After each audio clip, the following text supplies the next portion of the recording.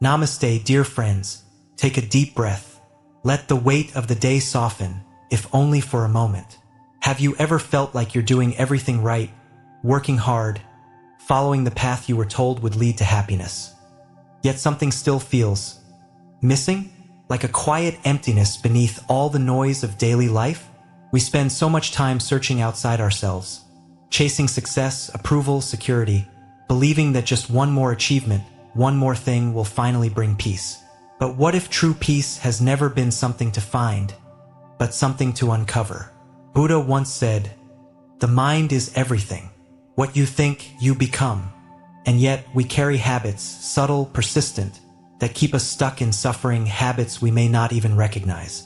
Today, we'll explore 10 of these hidden burdens and the art of letting go. And here's a secret. There's something at number 5 that may just shift the way you see your past forever. So stay with me until the end. If these teachings resonate with you, if you've ever longed for a deeper sense of calm, I invite you to join this journey. Let's not just learn wisdom, let's live it. Subscribe, and together, let's uncover the path back to ourselves. Now let's begin. I used to think that if I could just make everyone happy, life would be smooth. No conflicts, no disappointments, just harmony. I said yes when I meant no, smiled when I was exhausted, and apologized when I had nothing to apologize for. It worked, at least for a while. People liked me, but over time, something strange happened. I started feeling hollow, like I was fading into the background of my own life. It was as if I had become a supporting character in everyone else's story, but never the main character in my own. One evening, I found myself sitting in a quiet temple courtyard, watching the way the lanterns flickered in the soft wind. A monk, an old friend of mine, sat down beside me. We didn't speak for a while, just listened to the rustling of leaves. Finally, he asked, "Why do you look so tired?" I let out a long sigh. "I just want to do the right thing," I said. "I try to be kind, to be helpful, to make people happy, but it never feels like enough. No matter what I do, someone is always upset, and I don't know how to stop caring." He chuckled. A warm, understanding laugh, the kind that makes you feel like your struggle is both seen and gently smiled upon. "Have you ever heard the story of the father, the son, and the donkey?" I nodded vaguely, but he told it anyway, his voice slow and rhythmic, like water flowing over smooth stones. A father and son were traveling with their donkey. At first, the son rode while the father walked, and people whispered, "What a selfish child, letting his poor father suffer." So they switched. Now the father rode while the son walked. "What a cruel old man," people muttered. "How could he let his young boy struggle like that?" So then both of them rode the donkey. "Look at those greedy fools," people scoffed. "That poor donkey." So finally they both walked beside the donkey, carrying their own weight. And of course people laughed. "What idiots! They have a donkey but won't even use it." The monk turned to me, his eyes twinkling with amusement. "You see, no matter what you do, someone will always have something to say." I laughed too, but a lump was forming in my throat. I realized how much of my life I had spent trying to be the right version of myself for everyone else. If I was too quiet, people called me distant. If I spoke my mind, they said I was too opinionated. If I worked hard, they said I should relax. If I took a break, they said I was lazy. I had spent so much time twisting myself into shapes that fit other people's expectations that I had forgotten my own. The monk's voice softened. The question isn't, how can I make everyone happy? But rather, how can I live in alignment with my own values? Because the truth is, trying to please everyone is like trying to hold water in your hands. It will always slip through your fingers. That night, I sat with those words for a long time. The lanterns flickered, the leaves whispered, and deep inside, something in me began to shift. I thought about all the times I had said yes when I meant no. All the times I had swallowed my own needs just to keep the peace. And I realized something. Peace isn't found in making everyone else happy. Peace is found in being true to yourself. Of course, that doesn't mean being unkind or ignoring the feelings of others. Compassion is still important, but true compassion includes yourself. When you constantly sacrifice your own well-being just to avoid disappointing people, you aren't practicing kindness, you're practicing self-abandonment. The next day, I tried something different. I set a small boundary. Nothing big, just a simple, "I can't today," when I was asked to take on yet another favor I didn't have the energy for. And you know what? The world didn't end. No one hated me. In fact, the person simply nodded and said, "No problem." I had spent years fearing reactions that never even came. I started practicing the art of gentle refusal. First, it felt strange, like I was doing something wrong. But over time, I realized that the people who truly valued me understood. And those who only valued what I could do for them, well, their disappointment was never mine to carry in the first place. If you've ever felt the weight of trying to be everything for everyone, I want you to ask yourself this. Who are you when no one else is watching? Who are you when you aren't performing for approval? That person. The one who breathes deeply in quiet moments, who feels joy in the simplest of things, who has thoughts and desires and dreams beyond what others expect. That is your true self. And that is the self you deserve to honor. There will always be critics. There will always be people who think you should be doing more or less or different. But at the end of the day, the only person who has to live with your choices is you. So be kind, be generous, be compassionate, but don't lose yourself in the process. And if you ever find yourself feeling guilty for choosing what's right for you, just remember the Father, the Son, and the donkey. No matter what you do, people will always talk. The question is, whose voice will you listen to? Theirs or your own? There was a time when my mind felt like a crowded marketplace. Noisy, chaotic, full of voices calling out for my attention. I would lie awake at night, replaying conversations from years ago, wondering if I had said the wrong thing, if I had been misunderstood. I'd obsess over decisions I hadn't even made yet, turning them over like a stone in my hand, searching for cracks. It was exhausting. It was endless. One evening, after yet another restless night, I found myself walking through a quiet garden in a temple. The air smelled of fresh earth and jasmine, and the only sound was the soft rustling of leaves in the wind. I sat on a worn wooden bench beneath an old banyan tree, feeling the weight of my thoughts pressing down on me. An elderly monk happened to pass by and paused when he saw me. He had a face that reminded me of a still lake, calm, deep, unmoved by ripples. "Your mind is busy," he said with a small smile. I let out a heavy sigh. I just can't stop thinking about everything. Things that happened, things that might happen. It's like my brain refuses to be quiet. The monk nodded as if he had heard this 1,000 times before. He sat down next to me and gestured toward a small stream nearby. "Tell me," he said, "if you throw a handful of sand into that water, what happens?" I glanced at the stream, the water clear and steady. "It'll stir up the sand for a bit, but eventually it'll settle." He smiled. "Exactly. And what if you keep stirring it?" I saw where this was going. "Then it'll never settle. The water will stay murky." He nodded again. "Your mind is the same. Every time you go back to a thought, every time you overanalyze or worry, you are stirring up the sand. The more you stir, the cloudier things become. But if you just let the water be, it clears on its own."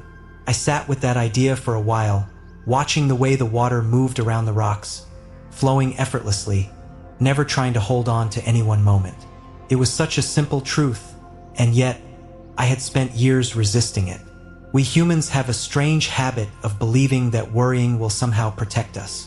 That if we just think hard enough, prepare enough, analyze enough, we can prevent bad things from happening. But life doesn't work that way. The past is already written, and the future is not ours to control. The only thing we ever truly have is this moment, right now. I thought back to all the times I had worried about things that never happened. The conversations I had rehearsed in my head, only to find that the actual discussion was nothing like I had imagined. The sleepless nights spent dreading outcomes that never came to pass. How much time had I wasted? How much peace had I traded for illusions? The monk's voice was gentle but firm. The mind's nature is to think, just as the river's nature is to flow. But you are not your thoughts, just as the river is not the sand it carries. You don't have to hold on to every thought that passes through your mind.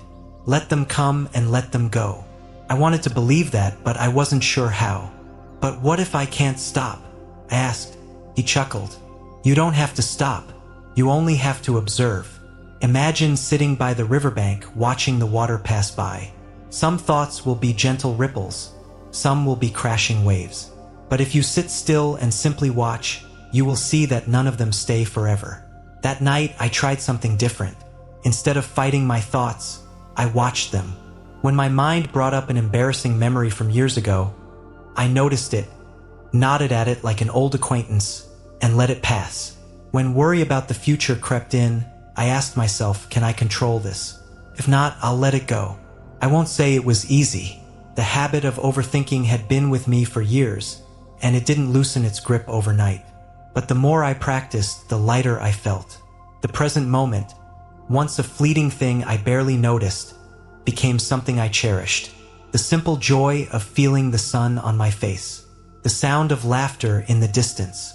The quiet peace of breathing, just breathing, without needing to fix or solve anything. There's a saying in Buddhism, when you're in the past, you're living in memories.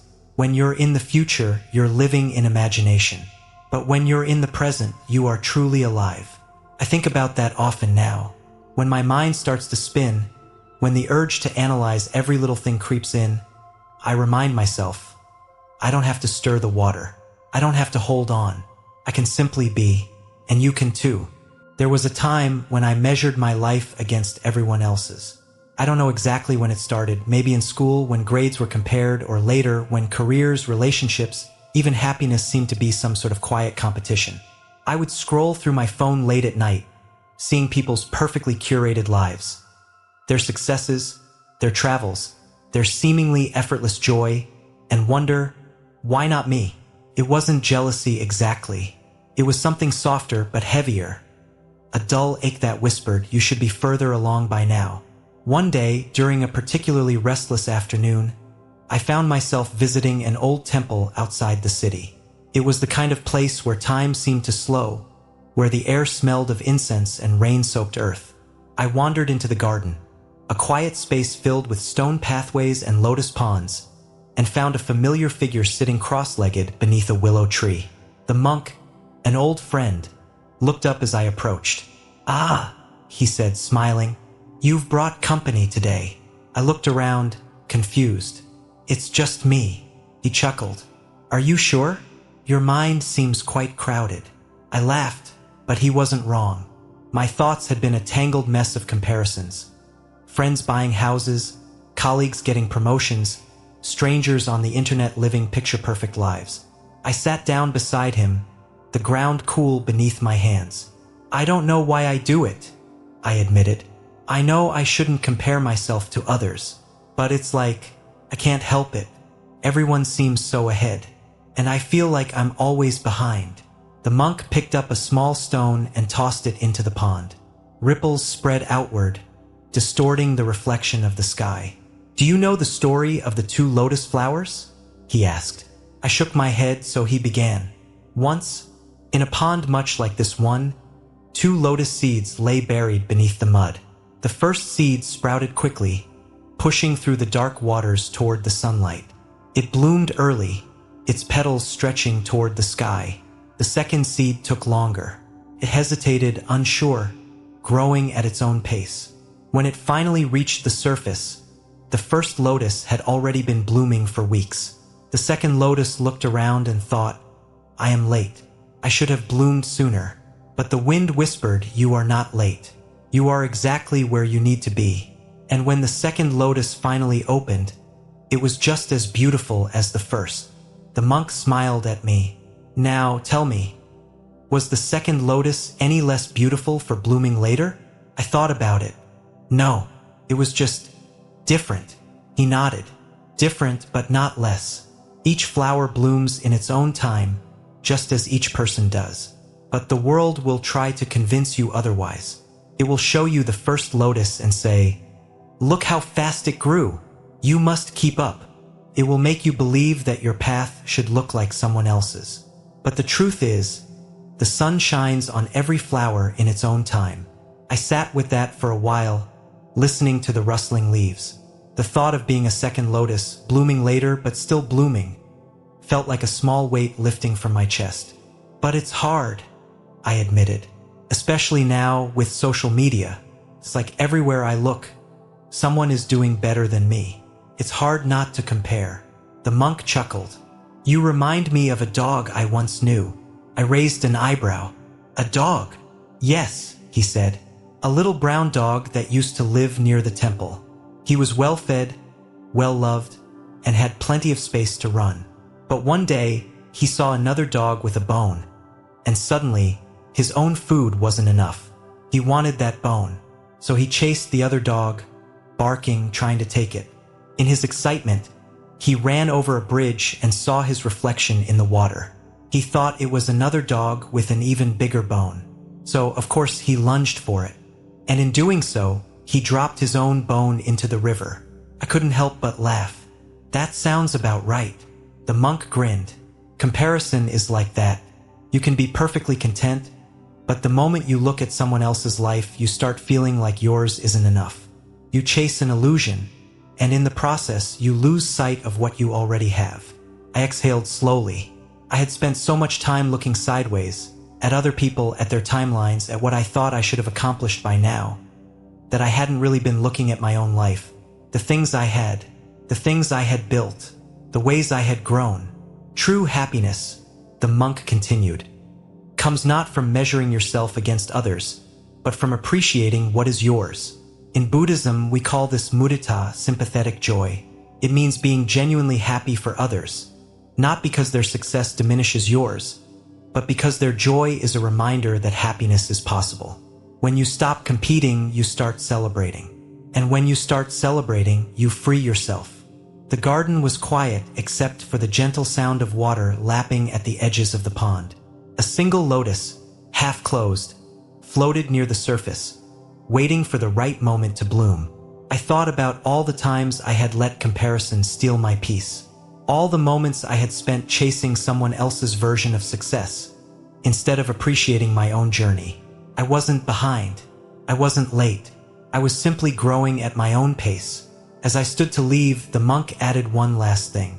The next time you feel the urge to compare, ask yourself, am I admiring or am I measuring? Admiration can inspire, but measuring only takes away. That evening, as I walked home, I felt something shift. The world didn't look different, but I saw it differently. The pressure, the self-doubt, the feeling of being behind. It wasn't gone, not entirely, but it was quieter. And when I passed a small flower on the side of the road, just beginning to open its petals, I smiled. It wasn't early. It wasn't late. It was simply blooming, just like me. I used to think that failure was something to be avoided at all costs. The thought of making a mistake, of falling short, of disappointing others, it felt unbearable. So I hesitated. I overthought. I played it safe. And without even realizing it, I built a life that was small, not because I lacked dreams, but because I feared what might happen if I dared to chase them. One evening, I found myself at a temple nestled in the hills, the kind of place where silence felt like an old friend. The sky had turned shades of amber and violet, and the scent of burning incense curled into the cool air. I had come seeking answers, though I wasn't sure what the right question was. An old monk sat on the stone steps, watching the last light of the day slip behind the mountains. Without looking at me, he said, "You seem troubled." I let out a breath I hadn't realized I was holding. "I want to do something," I admitted. "Something that matters to me, but I keep thinking, what if I fail?" He nodded as if he had heard these words before. Perhaps from many people, perhaps even from himself, once. "Come with me," he said, rising to his feet. I followed him past the temple garden, where lotus flowers rested on the surface of a still pond, their petals just beginning to close for the night. We stopped at a small wooden hut, and from inside, he pulled out a delicate ceramic bowl, the kind that looked as if even the gentlest wind could shatter it. "Take this," he said, placing it in my hands, "and carry it across the rocky path to the other side of the courtyard. I stared at the bowl, then at the uneven stones beneath my feet. What if I drop it? He smiled. Then you will have learned something. I hesitated but took the first step. The bowl felt impossibly fragile in my hands. With every movement, I imagined it slipping, falling, breaking into a dozen irreparable pieces. My fingers gripped it tighter. My steps became hesitant. I focused so much on not failing that my body stiffened. My breath caught in my chest. And then, just as I had feared, it happened. My foot caught on a loose stone, and before I could catch myself, the bowl tumbled from my hands and shattered at my feet. Silence. I braced for disappointment, for reproach. But the monk simply chuckled, his laughter as light as the evening breeze. That, he said, is exactly why you are stuck. I looked at him, confused. You were so afraid of breaking the bowl that you forgot how to walk, he explained. You focused so much on failure that you created it. Do you see? I did. And yet, the lesson was one my heart struggled to accept. He crouched down and picked up one of the larger pieces of the broken bowl. Tell me, does this mean you will never try again? I shook my head. Good. He placed the broken piece back on the ground. Because you will fail again, and again, and again. And if you are wise, you will let each failure teach you instead of stop you. We walked back to the pond, the moon now reflecting softly in the water. The monk gestured to the lotus flowers. Do you know how they grow? He asked. I had read about it before. They start in the mud, I said. They push through the dark waters before they reach the surface. Exactly, he nodded. The mud is necessary. Without it, there is no lotus. And yet, we humans spend our lives avoiding the mud, afraid to get our hands dirty, afraid to fail. But it is only by embracing the mud, our struggles, our mistakes, our missteps, that we ever bloom.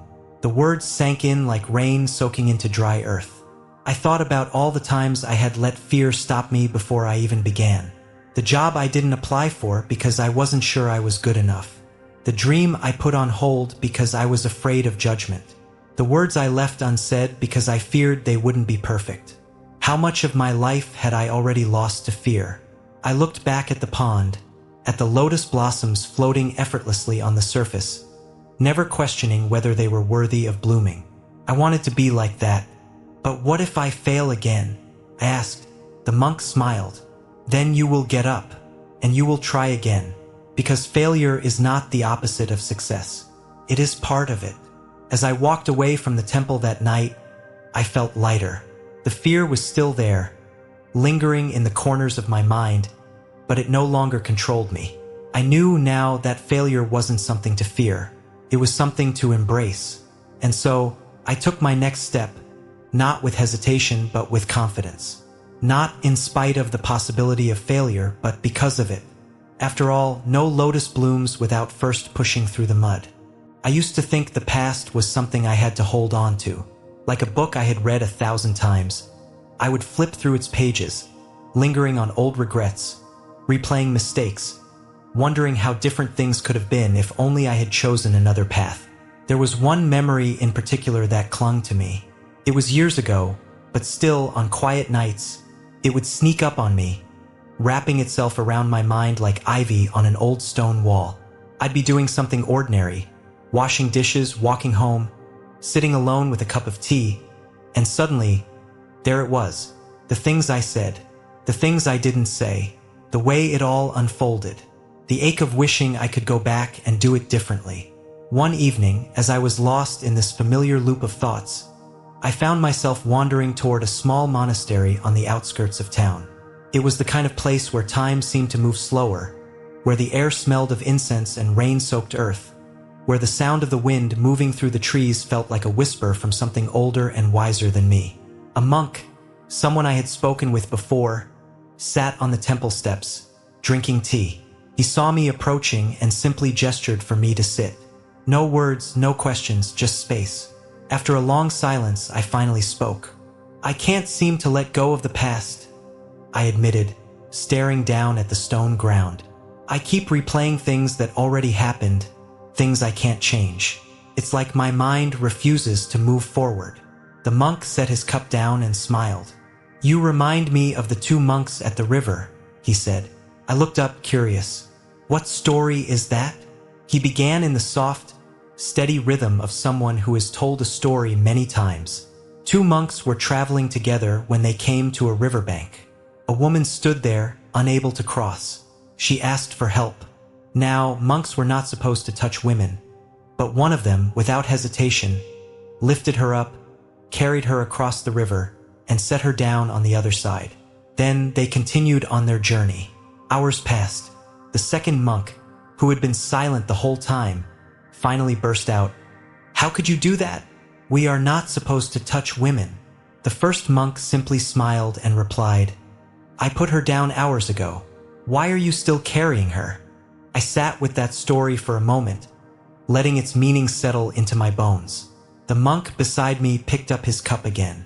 "You see," he said, taking a slow sip, "we all carry things long after we should have put them down. Not just memories, but anger, guilt, resentment, regret. The past is already gone, yet we keep carrying it, like a heavy stone in our pockets." I nodded, feeling the weight of my own stone pressing against me. But how do I put it down? The monk smiled again, setting his cup aside. "First, you must see that you are the one holding it. The past is not clinging to you, you are clinging to it." That realization landed like a quiet bell ringing in my chest. I had always thought the past was something that had a grip on me, but maybe I was the one gripping it. I exhaled slowly. But what if I don't know how to let go? The monk gestured toward the trees. Do you see how the leaves let go in autumn? They don't ask, "Should I fall now?" They don't argue with the wind. They simply release because that is their nature. And when they do, the tree does not mourn them. It knows that letting go is part of growth. I looked at the branches, the golden leaves drifting softly to the ground. The tree did not cling. The tree did not regret. It simply accepted the seasons. I thought about all the ways I had been trying to rewrite the past in my mind, all the ways I had fought against what was already done. And what had it ever given me? Nothing but pain. Letting go, I realized, was not about forgetting. It was about freeing myself from the control of what was already gone. I turned back to the monk. "So what do I do now?" He chuckled, as if the answer was the simplest thing in the world. "You live." And so I tried. I won't say that I suddenly woke up the next day and felt free. Letting go is not always a single moment. It's a practice. Sometimes my mind still reached for those old memories. Sometimes I still found myself carrying them. But each time I did, I reminded myself, I put this down already. I do not need to carry it anymore. Little by little, the weight became lighter. The pages of the past stopped calling my name. I began to notice the present more. The way the sunlight filtered through the trees, the sound of laughter in the distance, the feeling of my own breath, steady and real. One evening, months later, I walked past the monastery again. The monk was there, as usual, sipping his tea. He looked at me, as if searching for the weight I once carried. "You seem lighter," he said. I smiled, feeling the truth of it. "I finally put it down." He nodded, as if that was the only answer there ever needed to be. And just like that, the wind carried another leaf from the tree, and I did not reach to catch it. I used to tell myself, "I'll do it tomorrow." It was such a small, innocent thought. Just a little delay. Nothing urgent. Tomorrow always felt like a safer place. A fresh start where I would magically become more disciplined, more motivated, more ready. But tomorrow came and the same cycle repeated. I would sit down to work, and suddenly my mind would whisper, "Maybe you should clean your desk first. Maybe you should make tea. Maybe you should check your phone, just for a moment." Hours would pass, and at the end of the day, the task I had meant to start was still untouched, buried beneath a pile of distractions. It wasn't until I met an old monk that I truly understood what I was doing to myself. It was during a visit to a quiet monastery in the hills. I had come looking for clarity, hoping to find some wisdom that would shake me out of my own habits.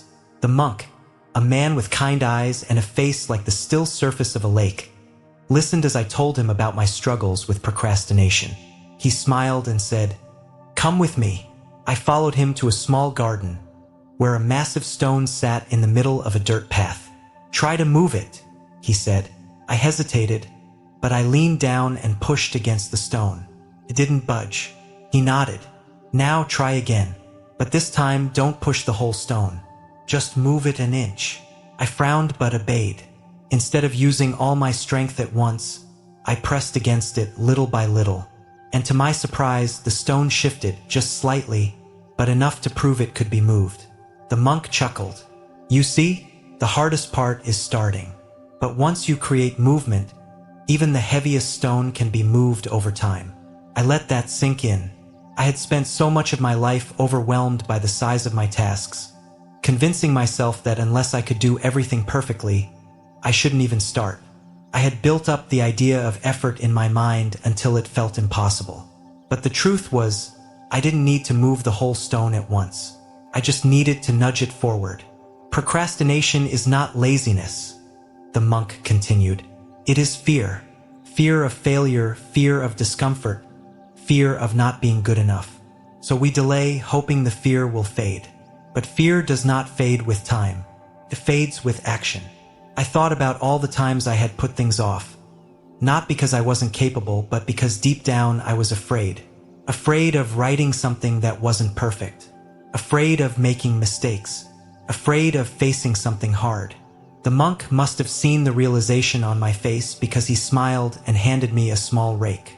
"Start here," he said, pointing to a patch of unkempt dirt. Just one stroke. I dragged the rake across the earth. A small, simple motion. "Good," he said. "Now another." And just like that, the garden began to take shape.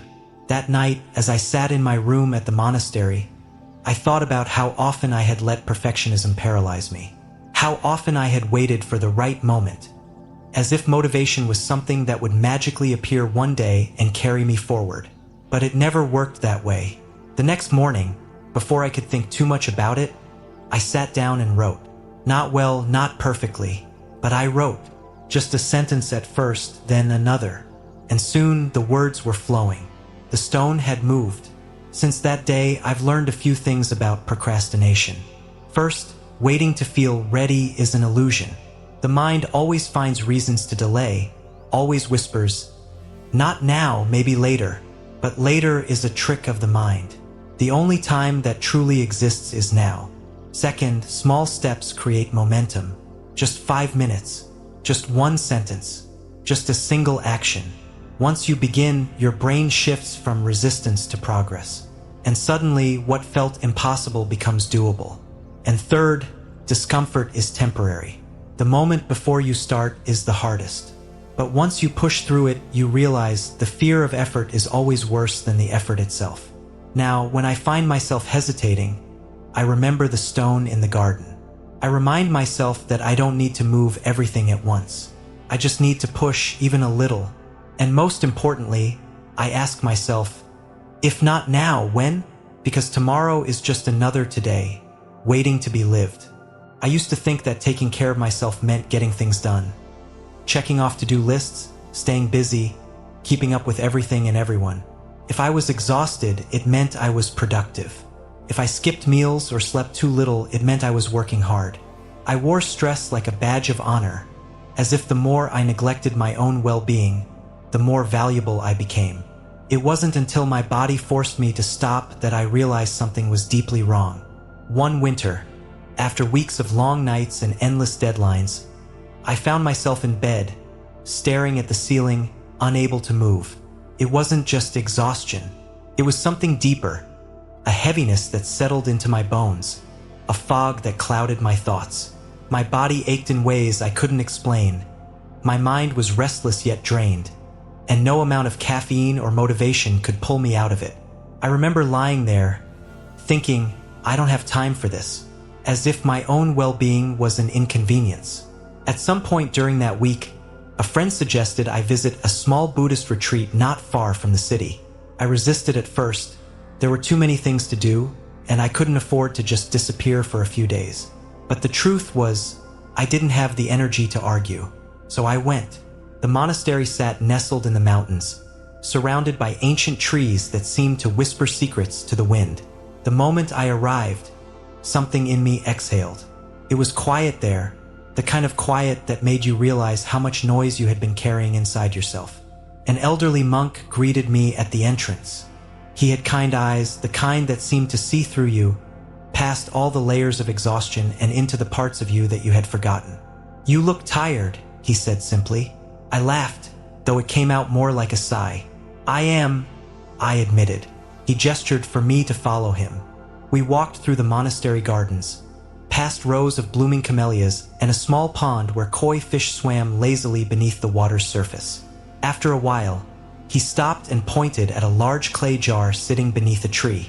It had a small crack running along its side, a thin fracture that split its surface but didn't break it entirely. "Do you know what happens when a jar is left empty for too long?" he asked. I shook my head. "It dries out," he said. "The clay becomes brittle. Even the smallest crack can shatter it." He turned to look at me. "And do you know what happens when a mind and body are neglected for too long?" I looked away. I already knew the answer. He smiled gently. "Come, let me show you something." We walked to a shaded pavilion where a group of monks were stretching slow, deliberate movements, almost like a dance. One of them, a young woman, noticed my curiosity and waved me over. "Join us," she said. I hesitated. "I don't really do this kind of thing." "Neither do we," she laughed. "But our bodies do." So I followed their lead. The movements were simple, lifting an arm, stretching a leg, rolling the shoulders. But with each motion, I felt something shift inside me. A loosening, a softening. I hadn't realized how tense I had been, how tightly I had been holding myself together. Afterward, we sat in silence, just breathing. The old monk joined us again, settling onto the wooden floor beside me. "You see," he said, "we spend so much time in our heads, thinking, planning, worrying, that we forget we even have bodies. And yet, our body carries us through this life. It moves us, holds us, heals us. How often do we thank it?" I had never thought about it that way before. My body had been with me through everything. Every late night, every moment of stress, every unkind word I had whispered to myself. And yet, I had treated it as something secondary, something that existed only to serve my ambitions. "Your mind and body are not separate," the monk continued. "Neglect one and the other suffers. Care for one and the other heals." For the first time in a long time, I listened. Over the next few days, I let myself slow down. I took long walks through the gardens, feeling the ground beneath my feet. I ate meals without distraction, tasting each bite instead of rushing through them. I slept deep, uninterrupted sleep, the kind that feels like being cradled by the universe itself. And I meditated not to achieve anything, but simply to be. By the time I left, something inside me had shifted. I wasn't fixed. I still had work to do, habits to unlearn. But I had begun to understand something I hadn't before. Self-care isn't indulgence. It isn't selfish. It's not something you earn after you've exhausted yourself. It's survival. It's waking up and choosing every day to be kind to yourself. To move your body not to change it, but to thank it. To feed your mind not with stress and distractions, but with things that nourish it. Books, laughter, stillness, real conversations. To rest not because you've finished everything, but because you are worthy of rest no matter what. And most of all, it's understanding that you cannot pour from an empty cup. I still have days when I forget. Days when I fall back into old patterns, when I push too hard, when I neglect myself in the name of being productive. But now I notice it sooner. I catch myself before I reach the breaking point. And when I do, I return to what I learned in that quiet monastery garden. I stretch, I breathe, I slow down, and little by little I fill my cup again. I used to think that if I could just make everyone happy, if I could meet their expectations, impress them, earn their approval, then I would finally feel like I was enough. If people liked me, I felt valuable. If they didn't notice me, if they disapproved or judged, I felt small, invisible, unworthy. I didn't realize then that I was living in a cage. One built not of walls, but of opinions. The funny thing is, I wasn't even sure whose approval I was chasing. Was it my family? My friends? Strangers on the internet? Sometimes, it felt like I was performing for a faceless audience, always waiting for applause that never quite filled the emptiness inside me. One evening, I found myself scrolling endlessly on my phone, lost in a sea of perfect lives. People smiling, achieving, traveling, looking as if they had it all figured out. And there I was, comparing, doubting, questioning myself. I caught my own reflection in the dim glow of the screen, and for a brief moment, I saw myself not as a person, but as someone trying to be someone else. It hit me like a quiet truth I had been avoiding. I was letting other people decide my worth. I needed a break. That weekend, I drove to a small monastery I had visited once before. It was tucked away in the hills, where the air smelled of damp earth and jasmine, where the silence wasn't empty but full of the rustling of leaves, the distant hum of a bell, the slow rhythm of breath. An old monk greeted me with a gentle nod. "What brings you back?" he asked. I hesitated. I paused, choosing my words carefully. "I think I've been living my life for everyone else." The monk smiled knowingly, as if he had heard this before. He gestured for me to follow him, and we walked through the monastery garden, where a small bird was hopping between the branches of a plum tree. "Look at that bird," he said. "Is it worried about what the other birds think?" I shook my head. "No, it sings because it was born to sing," he continued. "It flies because it was born to fly. It does not look around, wondering if it is singing the right song or flying the right way. And yet, we humans, we forget how to simply be." I let those words settle into my heart. Then he told me a story. There was once a man who lived in a village at the base of a great mountain. Every day, he carried 2 large buckets of water up the steep path to the top, believing that only by reaching the peak would he be worthy of rest. The climb was exhausting, but he never questioned it. He had been told his whole life that he must prove himself. Years passed, and his back grew weary, but still he climbed. Then, one day, an old woman stopped him on the path. She pointed to the side of the trail, where a clear, flowing stream ran down the mountain. "Why do you carry those heavy buckets when there is water all around you?" she asked. The man froze. He had never noticed the stream before.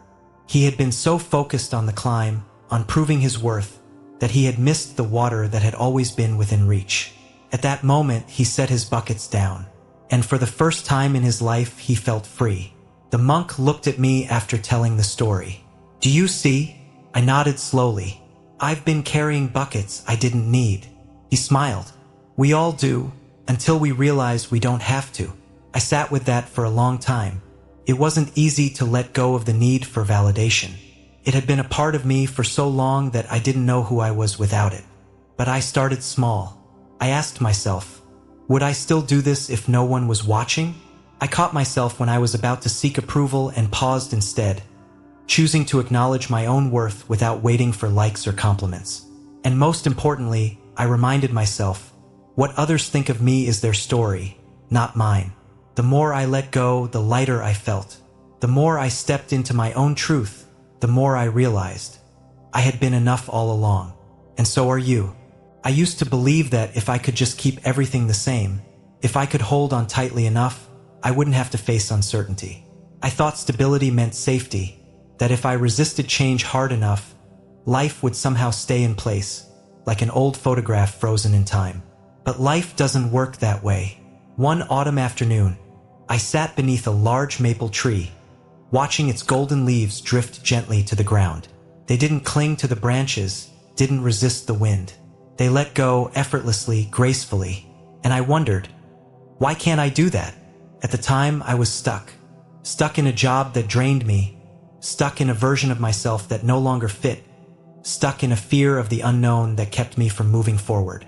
I told myself I was being responsible, that change was risky, that I wasn't ready. But deep down, I knew the truth. I was just scared. It reminded me of a story I once heard at a Buddhist retreat. There was a young monk who had a robe, old, tattered, barely holding together. The fabric was thin, full of patches and frayed edges. but he refused to replace it. "I've had this robe for years," he told his teacher. "It's comfortable. It's familiar. I don't want to lose it."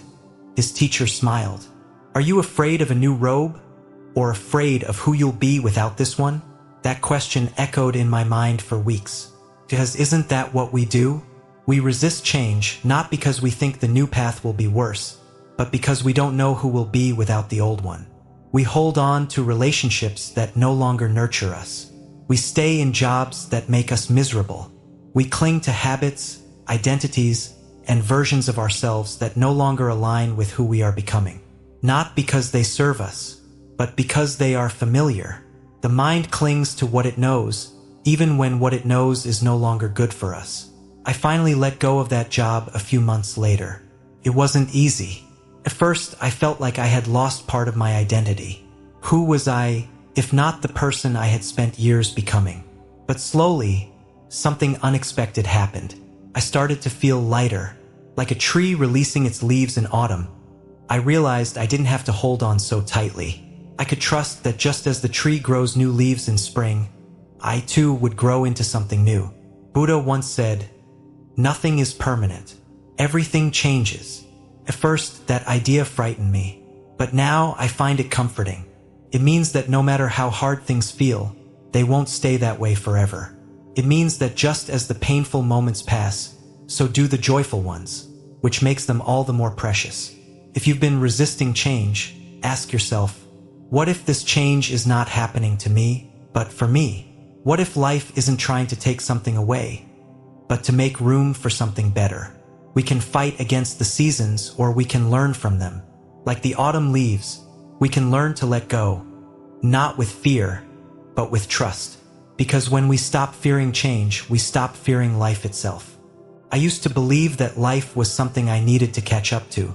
Like if I just planned better, worked harder, and worried enough, I could finally arrive at this perfect moment where everything made sense, where I would feel completely at peace. But somehow, peace always felt just out of reach. I remember one evening, sitting on a balcony, watching the sky shift from gold to deep purple. It was one of those sunsets so beautiful it almost didn't seem real. But instead of taking it in, I was on my phone, scrolling through emails, half listening to the wind, barely noticing the colors fading into darkness. And then it was gone.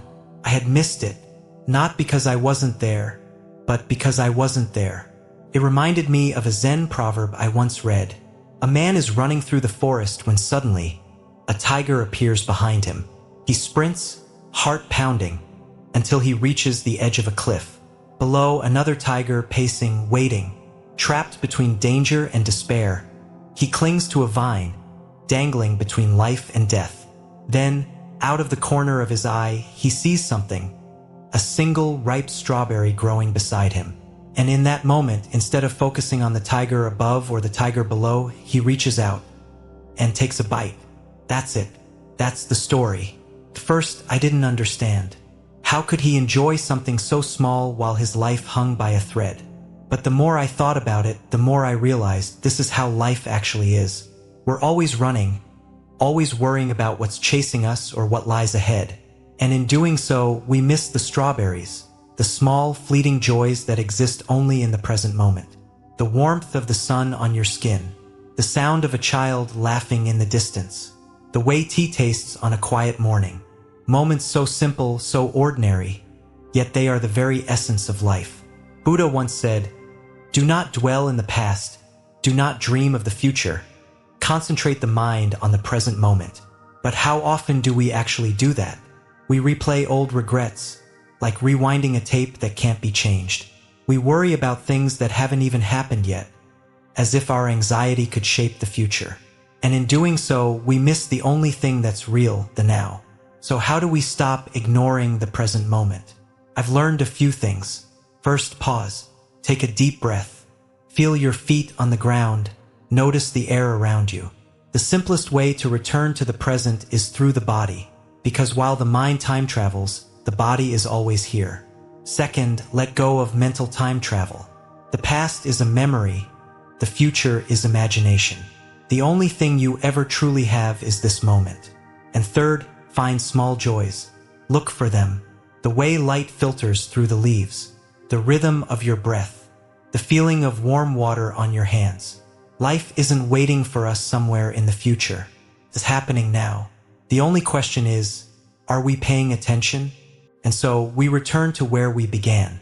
The same world, the same life, but perhaps with softer eyes. Today, we talked about the habits that weigh us down, the things we unknowingly carry, and the freedom that comes from releasing them. But here's the truth. Letting go is not a one-time event. It's a practice. Like a tree that sheds its leaves in autumn, we too must release what no longer serves us. Again and again. The past, the fears, the expectations, none of these define us unless we let them. So as you move through your day, ask yourself, what am I holding on to that I no longer need? And when you find the answer, let it go. Gently, without force, like a leaf drifting into the river. If this message spoke to you, I'd love to hear your thoughts. Share your reflections in the comments. What habit resonated with you the most? And if you feel called to continue this journey of mindfulness and wisdom, join us by subscribing. The path to peace is not outside of you. It is already here, waiting, in the quiet space between your thoughts. Until next time, walk gently, breathe deeply, and remember, you are already enough. Thank you for being here.